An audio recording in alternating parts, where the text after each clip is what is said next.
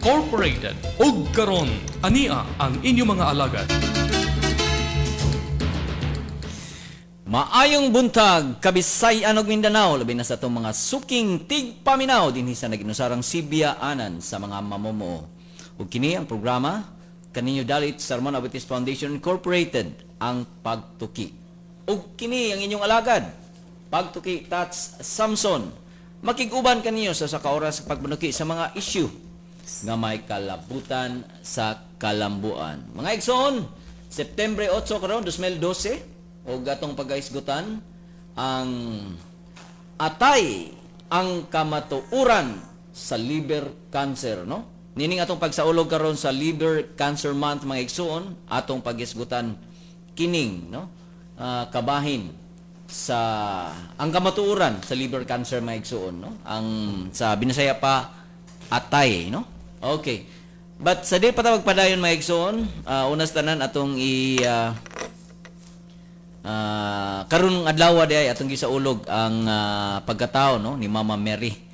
So ang simbahang Katoliko karon murag usan ni sila sa ilang dakong selebrasyon diha sa pagpahigayon og mga misa, pagpahigayon og mga kalihukan, no, haron pagsaulog sa pagkatao sa ato ang balaang inahan, no, nga si Mama Mary. So kamong tanan nga nagsaulog sa inyong mga fiesta, no, diha sa mga lugar, no, nga nagsaulog karon, alam mayong fiesta kaninyong tanan, happy birthday, no, ni Mama Mary, mga igsoon.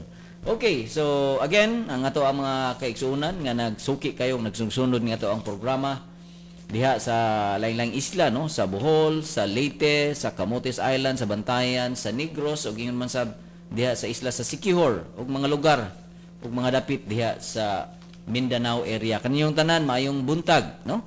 Manghinaot nga kining ato ang panahon karon magpadayon na ni, no? Nga maayo, no? Nga wala na untay mga ulan-ulan, no? Kay sa naging mga adlaw ato yung nasinati ang mga ulan, no? Datong niaging adlaw bainal, no? Grabe kayo ang pagbaha, no? Diha dapit sa may diha dol sa tong opisina, no? Ug ingong mga pipilang bahin diha sa reclamation area, no? So grabe kayo mao na nga hinautang kining kahayag unta magpabili na ning ingon ani, mga igsoon. Okay, so again, kuyugi mininyo nining ato ang paghisgot karon, no, kabahin sa kamatuoran, no, sa liver cancer, no. Labi ni gid ang atong mao man din ang ikaduhang dakong bahin, no, sa lawas sa tao kining liver, no. So ikaduha nga ka-importante nga bahin sa atong lawas, so muna nga ato gini siyang sayran, mga igsoon. Kuyogi man ninyo atong sayran, no, kung unsa man gyud ang kamutuoran sa kanang gitawag nato og liver, ug ingon man ang mga sakit nga matakbuyan niini, no, kaning gitawag og labi na gyud kining gitawag nato og liver cancer, no. So muna nga sayra ba kining atong pagkaon og litson, no, sus rubida, matintal kita niya sa kilid na ay bugnaw kayong beer niya, sus probida gyud, murag maglaen gyud ato ang lawas basta makakita ta ani, mga igso, no, niya kasagaran kita Pilipino man gud mao gyud na mao dayoy madalit, no, labi nagig ka ng litson, no, niya sus probida day dako usam sa dinas mga kanang kos, no, kung labi naging mapalabian na unya usahay parisan na ba natong mga bino, no, mao na nga kinahanglan ato sang check-upon, no, mga igsoon, kung okay bang atong atay o na ta mo kaon, no, niining og mo inom niining mga lamian kayo nga kanunon og ilimnon, mga igsoon, no. So again, ningon ko ganina nga mao ni siya ato ang ikaduha di ay nga dako nga organ o pinaka importante, no, nga bahin sad sa atong lawas, mo na nga atong sayran, no, kung unsa man gyud di ay nya haron ato sang malikayan, mga igsoon, no.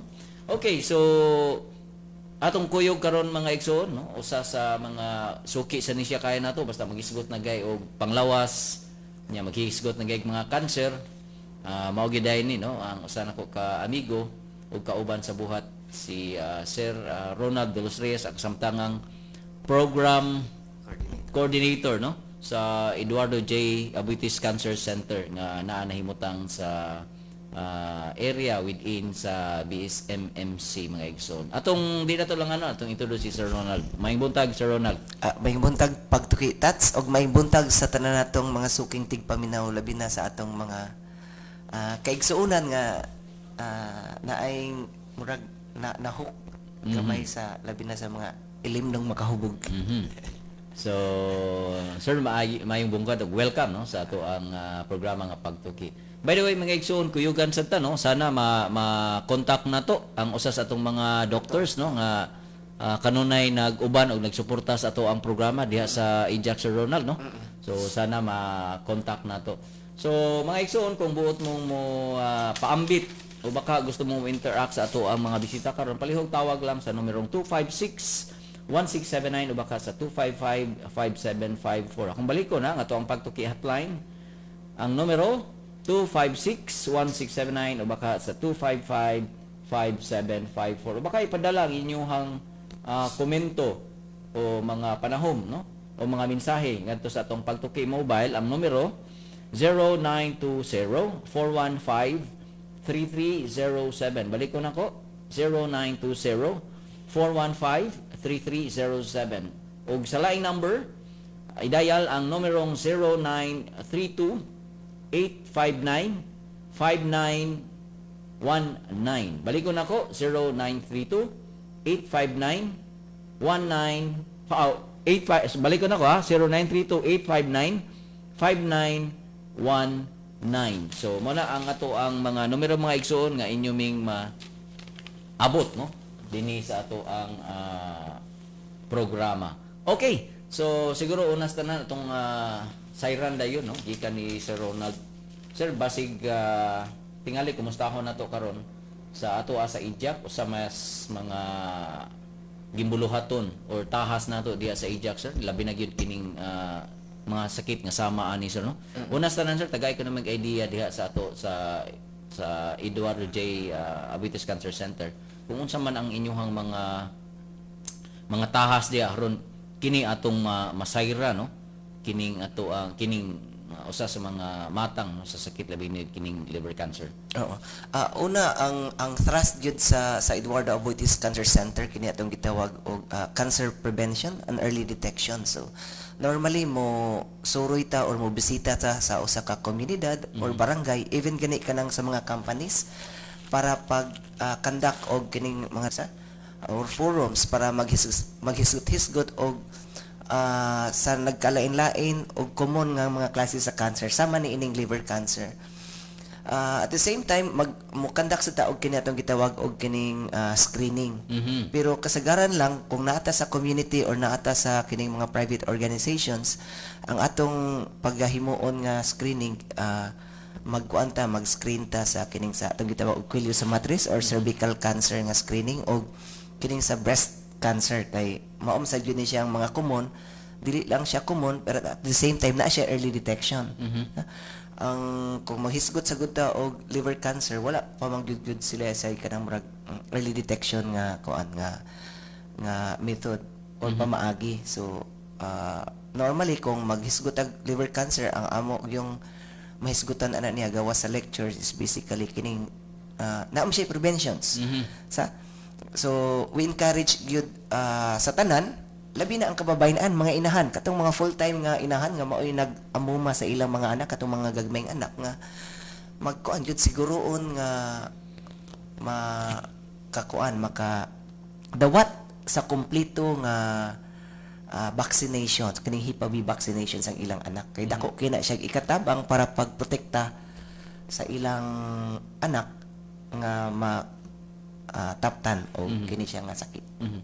So mo na yung mga more early sir prevention. Prevention atong. Okay. Sir Ronald, taga-economic background sir nganong maumang gyud nay tahas no. Sa imuhang programa no, labi na gyud kining mga cancer sir. Unsa may mga background ni ini nganong kana man ang inyong programa? Oo. Una, ang usa man gud sa atong founders sa foundation, he was diagnosed and he died of prostate cancer.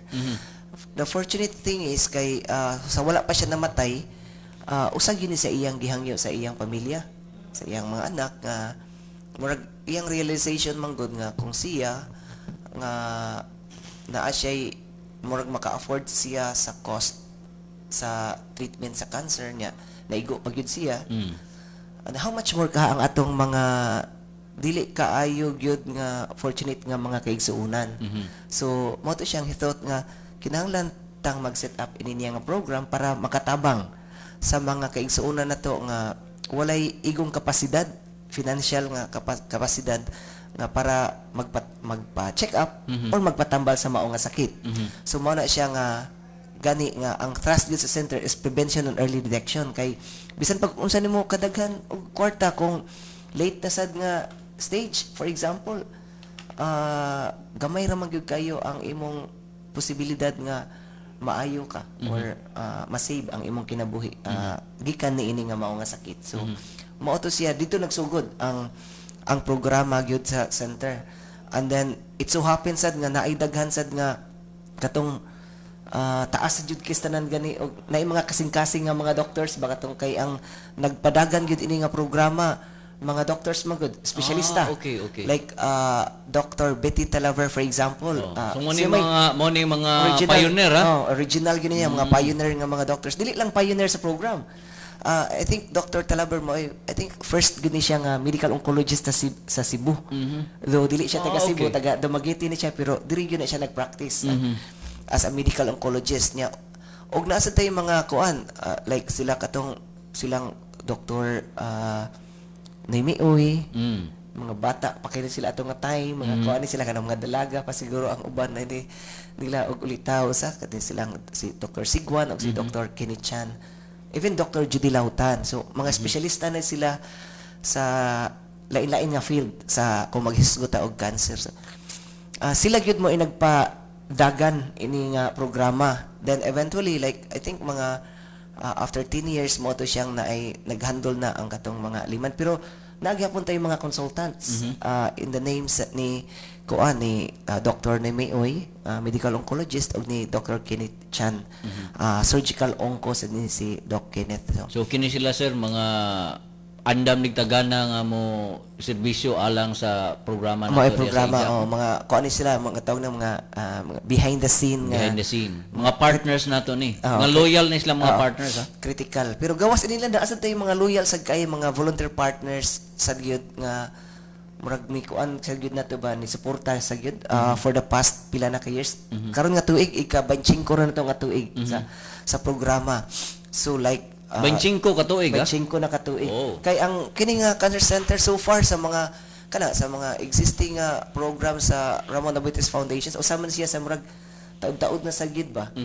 Unya kuan sad siya kanang tawag nga wala man good nga programa nga sama ni ini Dini nga nag-exist sa Cebu. Dili lang gani siguro sa Cebu, even sa atong mga neighboring nga mga provinces. Mao bitaw na siya nga naay usahay nga mga kaigsuonan nato gikan sa mga silingan nato nga mga lalawigan, mga syudad or probinsya nga moari sa kuan sa center nya mangayo og kitabang pero inana nga mga case what we normally do is ato silang i-refer sa atong mga partners og sa mga ahensya sa So kasagaran sir ang ato ang programa gyud diha is education. Education no? Education o nya katong pagrehistro. No, pag-record sa cancer mga kaso. registration.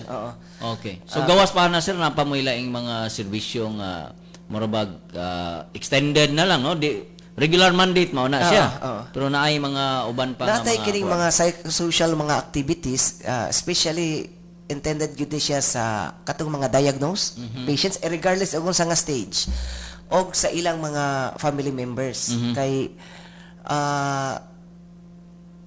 it is marag established na gyud ni siya nga fact gyud nga dako jud kay ikatabang ang kining mga psychosocial related activities para sa mga pasyente og sa ilang miyembro sa pamilya para pag-alibyo kay ang cancer man gyud dili lang ni siya about sa sakit